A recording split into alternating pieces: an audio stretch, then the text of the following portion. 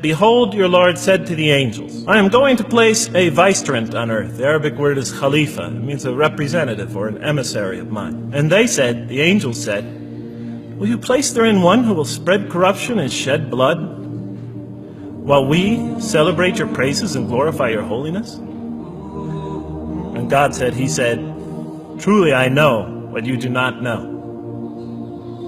See, that's the verse that hooked me. That's the verse that caught my attention. That's the one that kept on making me read the story again and again and again. Because listen to the way it begins. Behold, your Lord said to the angels, I am going to place a representative of mine on earth, a vicegerent of mine, an emissary, one who acts on my behalf. I thought, that's not the way it goes. You're not supposed to be placing man on the earth in some positive role. You place man on earth as a punishment for his sin.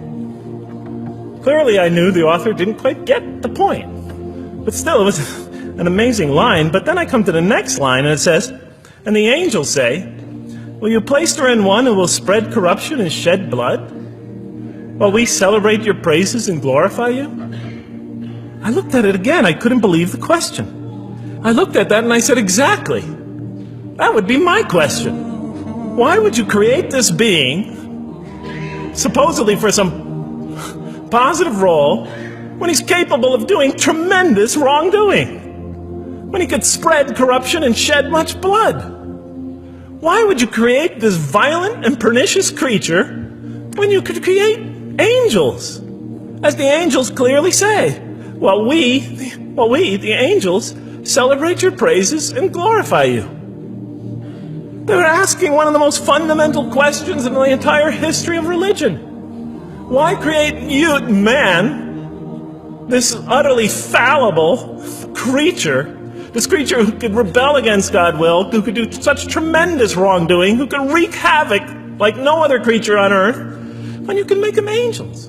That whole question, everything that I ever thought, everything that I ever experienced, everything that I ever knew was in that question. It was as if the author took my life and wanted to pick out exactly the right question to humiliate me, to provoke me, to anger me. Why create man, this most destructive and violent creature, when you can make them angels? And then look at the answer. And he said, God said, truly I know what you do not know. You know, in modern parlance, we would say, I know exactly what I'm doing. I read that and said, what? You know what you do not know? You know exactly what you're doing? Well, please inform me. Tell me what you're doing. You can't just get off that easy. You can't just tell me you know exactly what you're doing. Not after what I've been through. Not after you made me this way. And then I realized, of course, I was arguing with a God I didn't even believe in. And that would happen several times as I read through the Quran. And sometimes I would just get into so agitated by what I read, I'd start arguing with this voice that I'm reading before me, that's calling to me. So we turn to the next verse. It turns out that the Quran just doesn't dismiss the question. It starts to answer it a little bit. And in the next verse it says, and he taught Adam, God taught Adam, the names of all things. And then he placed them before the angels and said, tell me their names if you are right. So this verse is clearly referring to the previous one.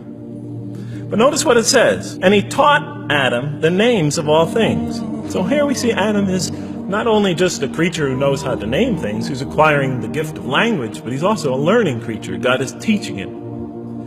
Now right here, right in this verse, and it'll come even clearer in the subsequent verses, that the very first thing that the Quran is going to emphasize here is man's intellect. He is a learning creature. He is taught. And what is he taught? What is one of the great intellectual gifts he's given in response to the angel's question? The gift of language. Because through language, mankind can not only learn, but he could learn things not only through his own experience, but he could learn things that other people have experienced of times and places that are hundreds, thousands of years and miles separated from him. And so that all our knowledge becomes cumulative. Every generation learning from the generation before it. I'm learning today from authors I read from other sides of the world that may have existed 2,000 years ago. And so we all contribute to our collective learning and knowledge. And so what I'll see later in the Quran, And the Quran will emphasize this again and again and again. Like in one verse it says, read in the name of your Lord who created a man out of a tiny creature that clings. Read, it commands the reader. For your Lord is most bountiful. Why is he most bountiful? What great gift did he give you? For he taught man the use of the pen, and through it taught him what he otherwise could not know. And he taught Adam the names of all things. And then he placed them before the angels and said, tell me their names if you are right. Okay, you have this you have this natural question about this creation of mankind. Here, this mankind is this human being, this human creature is a learning creature.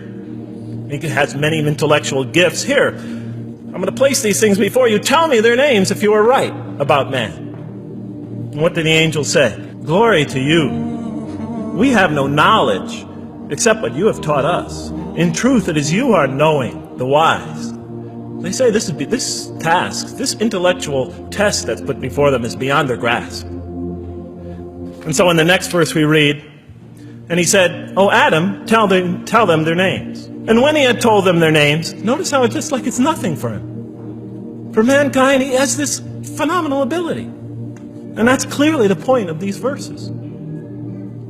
Even though I felt that the author didn't quite, it was as if I realized that he didn't misunderstand the story. He was taking one of the great stories in the history of humankind, one of the fundamental greatest stories in the history of mankind, and molding it and using it as a vehicle for an entirely original message. And God said, did I not tell you that I know what is unseen in the heavens and the earth? And I know what you reveal and what you conceal? In other words, didn't I tell you I know exactly what I'm doing?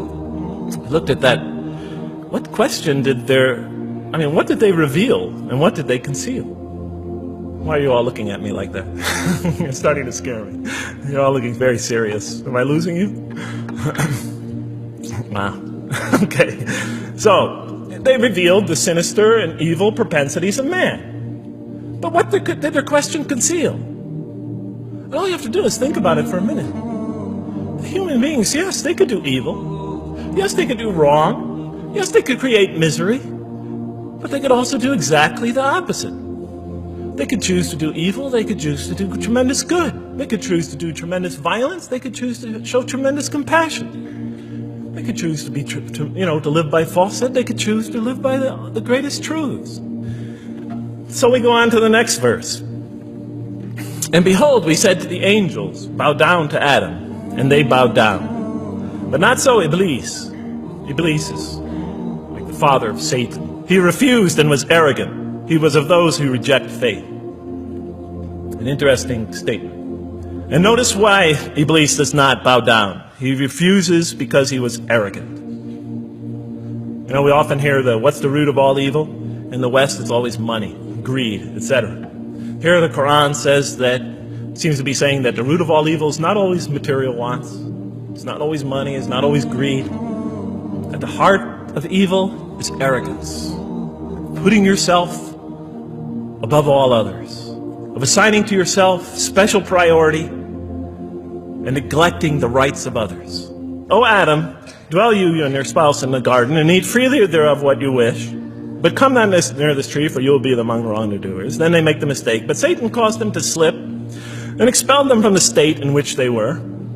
And we said, go all you down, some of you being enemies of others will be adversaries of others.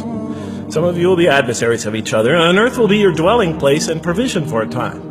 Let's go back from where we started. First, mankind is being taught. We see he's an intellectual being. Then we show he's a moral being. Moral being means he's a being that's going to have to make choices. And then God gives him this choice. It's not a huge deal. It's not the gravest sin in the history of humanity by any means. It's minor by any standards. They make it, though. We see that God originally intended to put man on earth as his vicegerent. When does God finally put him on earth? What signals that he's ready to begin? He makes his first independent choice. It's not the worst deed in the history of humanity. It's minor on anybody's scale. But it shows that mankind is ready to act on his own.